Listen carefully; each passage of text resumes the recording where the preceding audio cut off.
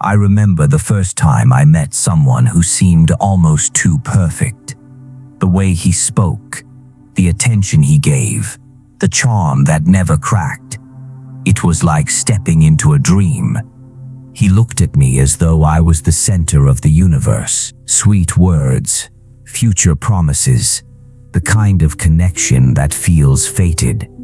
But somewhere in the quiet space between words, I felt something cold, something rehearsed, something that made my stomach turn, though I couldn't explain why. At first I ignored it.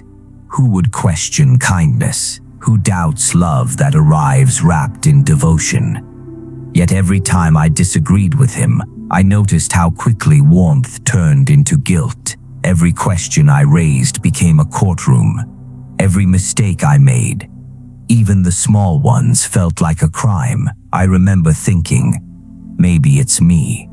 Maybe I'm the one who's broken. And yet behind his smile was an edge I could not unsee. It was the kind of smile that hides a weapon. That was the moment I learned the most dangerous people do not arrive as threats. They arrive as salvation. The narcissist doesn't break down doors. They enter through your trust. What I didn't know then is that what I was experiencing was not unique. It's a pattern, as old as time, and to understand it, we must go back. Not just to psychology, not just to Jung, but further, to the roots of myth itself. In ancient Greece, Narcissus was born with beauty that turned every eye, desired by many.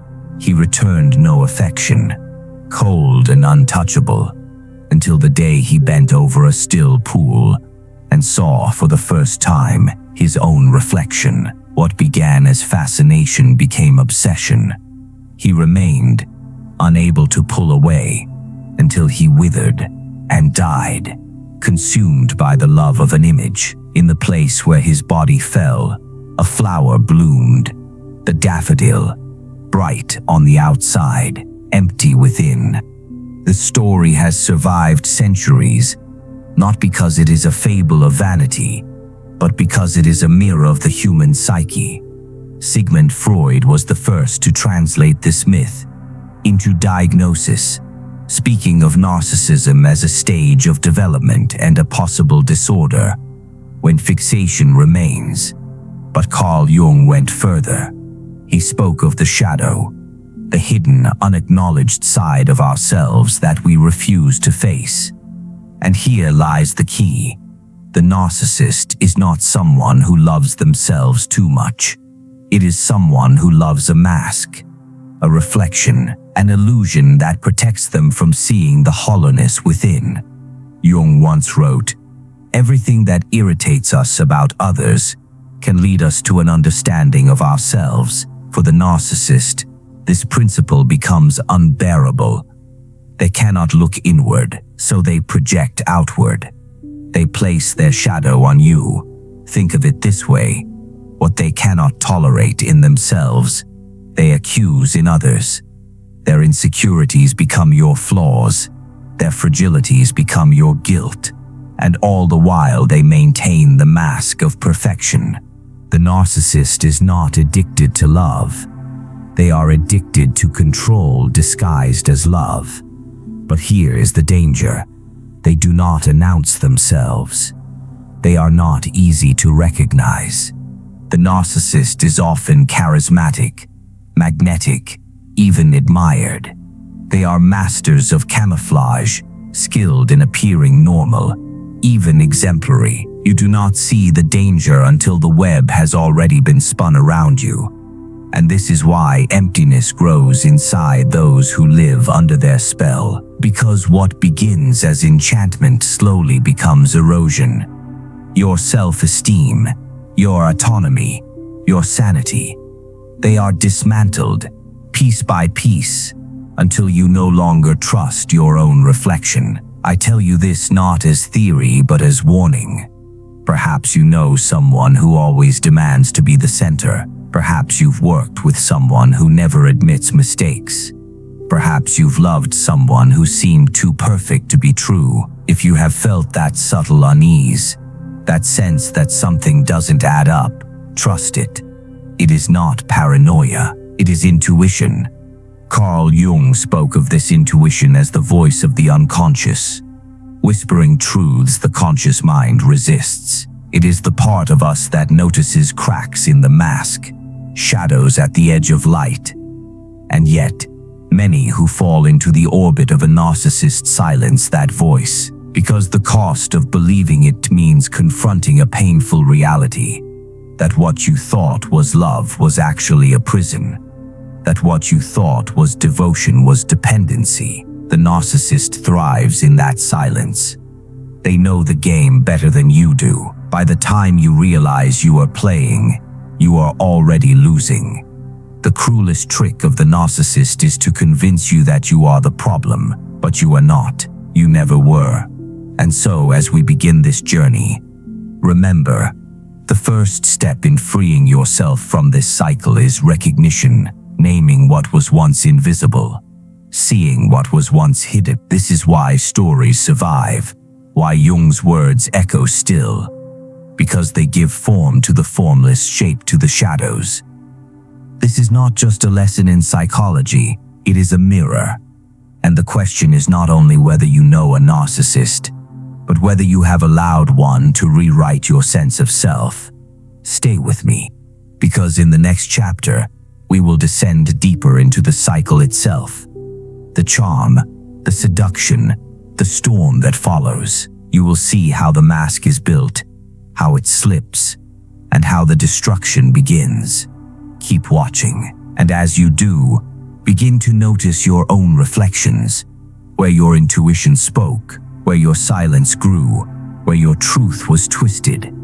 They say every story has a beginning, a middle and an end, but with a narcissist, the story repeats itself like a haunting melody. It begins with light, with affection so blinding. It feels like destiny, but what follows is a descent, a cycle of elevation, erosion, and eventual abandonment. To understand the narcissist, you must understand this cycle, because it is the silent machinery that drives their relationships, the blueprint of their manipulation. The first stage is what psychologists now call idealization. It is a word that sounds harmless, almost flattering. To be idealized is to be admired, celebrated, placed on a pedestal so high that you begin to believe you are glowing. In this phase, the narcissist floods you with attention. Every message, every touch, every word is drenched with devotion. They mirror you so perfectly that it feels as though they have known you forever. This is not by accident. It is calculation. The narcissist studies you with the precision of a surgeon. They detect your wounds, your longings, the places where you ache for recognition. And then they give you what you have always wanted. Not because they feel it, but because they know it binds you. You do not realize it, but you are being lured into a dependency, a hunger for the high of their approval. Love bombing is not love, it is bait. But like all illusions, the glow cannot last. The cracks begin in whispers. A small criticism, a casual comparison, a joke that cuts just a little too deep. You brush it off, because surely someone who is given so much love cannot be cruel. Yet the comments grow sharper, the smiles become thinner, and without warning you find yourself in the second stage, devaluation. Here, the pedestal you were placed upon is quietly dismantled. The same eyes that once saw you as extraordinary now look at you with disappointment. The same voice that praised you now drips with sarcasm. You begin to feel as if you are constantly failing, though you cannot locate your crime. You try harder, give more, bend further, because you are desperate to restore the warmth of the beginning, but nothing works. Carl Jung warned of this dynamic when he spoke of projections. He wrote, "Everything that we deny in ourselves, we see in others." The narcissist lives entirely in this denial. At first, they project perfection onto you, an idealized fantasy that reflects the image they crave. But when reality intrudes, when you reveal flaws, doubts, or simply your humanity, the projection flips. What was once adoration becomes accusation.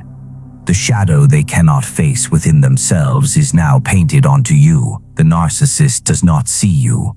They only see the mirror of their fantasy. And when the mirror cracks, they blame the reflection. This devaluation is not random. It is designed to destabilize you, to make you question your worth. Because once you doubt yourself, once you lose trust in your own perception, you become easier to control. And this control is what the narcissist truly seeks. They do not want love, they want dominance. They want to orchestrate your emotions as though they were instruments in their symphony of power. Then comes the most brutal phase, discard. It is often sudden, sometimes cruelly silent. The narcissist withdraws affection, grows cold, distant, unreachable. They may vanish without explanation or provoke you into ending things so they can walk away guilt-free, even playing the victim. For some, discard comes with another twist. The narcissist has already found a new source, someone fresh to idealize, someone who has not yet seen the mask slip. And you, left behind, sit in the ruins of confusion. You ask yourself, what did I do wrong? Why was I not enough? This is the genius of their cruelty. They leave you believing the failure was yours. But hear me, it was never yours. The narcissist doesn't love and then stop loving. They were never loving at all, they were only feeding. The tragedy is that this cycle does not always end with one discard. Many narcissists return. They apologize, promise change, reignite the illusion of love. The cycle begins again. Each repetition deepens the bond of trauma, creating what psychologists call trauma bonding. It is not love that ties you, but the addictive rhythm of reward and punishment, the hope of return, the fear of loss. Jung understood this entrapment when he described how the unconscious creates patterns that repeat until they are made conscious. Until you make the unconscious conscious, it will direct your life and you will call it fate. This is the fate of those caught in the orbit of a narcissist. The repetition of idealization, devaluation, and discard, until awareness breaks the spell. But breaking it is not easy, because the cycle rewires you. Your nervous system learns to anticipate the highs and lows. Your mind convinces you that if you just try harder, the love will return, and your heart clings to the memory of the beginning, forgetting that the beginning was always an illusion. So how do you escape? The first step is clarity. To see the pattern, not as love gone wrong, but as manipulation carefully constructed. To understand that the pain is not proof of your inadequacy, but evidence of their emptiness. The narcissist is not feeding you love. They are extracting your energy to sustain a hollow self. Think of the myth of Narcissus again. He did not love himself. He loved the image of himself, the reflection, the illusion. And when he drowned not in love but in obsession. So too does the narcissist drown, dragging others into the water with them. To love a narcissist is to slowly disappear, until only their reflection remains. And yet, this knowledge can be liberation, because once you see the cycle, once you name it, you can step out of it. Awareness is the beginning of freedom. Recognition is the crack in the mirror. Stay with me, because in the final part we will explore the deeper psychological roots. Why the narcissist cannot change, why they must project, and how you can rebuild yourself after being broken by their cycle. This is not just about survival, it is about reclaiming the life, the dignity, and the soul that was quietly stolen. Keep watching, and as you do, ask yourself, where in your life have you been caught in this cycle? When did the pedestal become a prison? And how will you begin to step out of the reflection and back into your own reality? If the cycle of idealization, devaluation, and discard is the surface storm of narcissism, its roots run far deeper, into the very structure of the human psyche. Carl Jung believed that what we repress does not vanish. It waits, hidden in the unconscious, shaping our behavior, driving our choices, haunting our relationships. For the narcissist, what lies hidden is not just pain, it is emptiness, a gaping wound that they cannot face. At the core of narcissism is the refusal to look inward. The narcissist builds a false self, a glittering mask meant to cover the abyss within. They survive not by integrating their shadow, but by projecting it outward, by blaming others for what they cannot accept in themselves. Jung once wrote, "The most terrifying thing is to accept oneself completely. For the narcissist, this is impossible. They are terrified of their own fragility, so they bury it beneath arrogance. They are terrified of abandonment, so they smother others with control. They are terrified of insignificance, so they demand constant attention." The narcissist is not strong. They are fragile egos wrapped in armor. This is why change is so rare. To heal, one must confront the shadow. But the narcissist spends their life fleeing from it. Every relationship becomes a stage where they reenact their inner war, turning partners, friends, and even children into mirrors. They do not see people. They see surfaces that reflect back their fantasy. And when the reflection fails, the rage begins. From a Jungian perspective, narcissism is not only personal, it is archetypal. It embodies a pattern as old as myth itself. Think of kings who demand worship, leaders who cannot bear dissent, lovers who suffocate with control. The narcissistic wound belongs not just to individuals, but to cultures, to generations. We live in an age obsessed with images, with performance, with the mask. Social media amplifies this collective narcissism, rewarding illusion over authenticity, projection over introspection. In this sense, the narcissist is not just a person, it is a symptom of our times. Jung warned that when societies lose contact with the soul, they fall into shadow. And perhaps this is why narcissism feels so prevalent today. Because we have elevated image over essence, reflection over reality. But what does this mean for you? The one who has been caught in the orbit of such a person, how do you rebuild when your sense of self has been eroded by their cycle of seduction and destruction? The first step is remembering what Jung insisted again and again. Healing begins within. Individuation, the process of becoming whole, requires facing your own shadow. The narcissist projects theirs onto you, making you carry their shame, their rage, their fragility. The antidote is to see clearly what belongs to you and what never did. The guilt you carry was never yours to hold. The second step is to reclaim your boundaries. A narcissist thrives in the fog of confusion. They manipulate by making you doubt your own reality. To resist, you must anchor yourself in truth.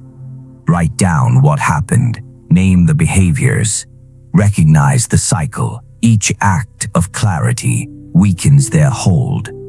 Jung described individuation as a return to the self, the deeper core beneath the masks. In reclaiming your truth, you return to that center.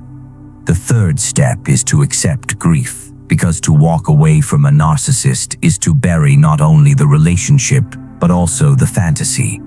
You are not just losing a person, you are losing the illusion of who they pretended to be. And grief, as brutal as it is also cleansing. It clears the ground for something real to grow. You do not heal by returning to what broke you. You heal by walking into the unknown, carrying only yourself. This is the hardest part, because Because trauma binds. The highs and lows of the cycle create an addiction stronger than reason.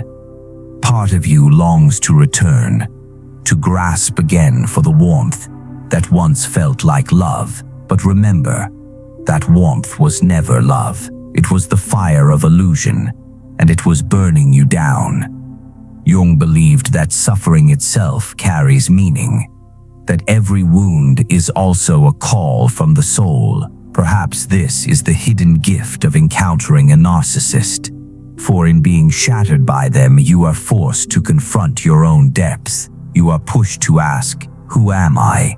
Apart from their projection, what do I believe? Apart from their manipulation, what remains of me? When their reflection no longer defines me, the journey is long. You will doubt yourself. You will ache. But on the other side of this grief lies something rare: authenticity. To survive a narcissist is to learn the value of truth, the necessity of boundaries, the power of solitude. It is to discover that your worth does not depend on another's gaze, but on the quiet solidity of your own soul. Freedom from the narcissist is not just escape. It is rebirth. And perhaps this is why these encounters, as devastating as they are, carry a strange kind of destiny. Because in escaping them, you are forced into individuation, into the very journey Jung saw as the purpose of human life. You are pushed to face your own shadow, to integrate what you once denied, to grow roots in the soil of your own being. So let me leave you with this. You cannot change a narcissist, but you can change yourself. You can refuse to be the mirror. You can step out of the cycle. You can reclaim the life that was quietly stolen, piece by piece, until you stand whole again. Keep watching. Train the awareness you have gained here. Let it shape how you see, how you choose, how you protect your spirit. And now I ask you, what insight did you carry from this journey? Write it in the comments, share your reflection, because your words may become the mirror someone else needs to finally see.